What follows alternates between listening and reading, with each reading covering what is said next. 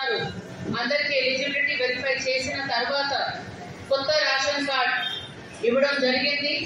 మన జిల్లాలో దాదాపు 40,000 రేషన్ కార్డ్స్ రావడం జరిగింది. మీ ఎమ్మెల్యే గారికి కూడా చాలా చాలా శుభాకాంక్షలు. వారి కాన్స్టిట్యుయెన్సీలో స్పెసిఫిక్ గా మోర్ దెన్ 20,000 రేషన్ కార్డ్స్ రావడం జరిగింది. మీ ఎమ్మెల్యే గారు కూడా ప్రత్యేకంగా ప్రతిసారి రేషన్ కార్డ్ ఎప్పుడు వస్తుంది, ఎప్పుడు పంపిణీ కార్యక్రమం పెడతాము ప్రతిసారి అడిగిన వాళ్ళు, కానీ మనకి అన్ని ఎక్సర్సైజ్ చేసడానికి కొద్దిగా టైం పడింది. ఇప్పుడు అందరికీ రేషన్ కార్డ్ పంపిణీ కార్యక్రమం స్టార్ట్ చేయడం జరిగింది.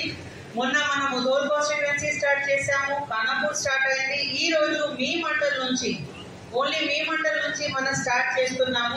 రేపు ఎల్లుండి ఇంకా మండల్స్ మనం కవర్ చేస్తాము. సో ఈ రోజు నుంచి స్టార్ట్ చేసిన పంపిణీ కార్యక్రమం. ఇక్కడ ఒక హెల్ప్ డెస్క్ కూడా ఏర్పాటు చేయడం జరిగింది. మీరు లెఫ్ట్ సైడ్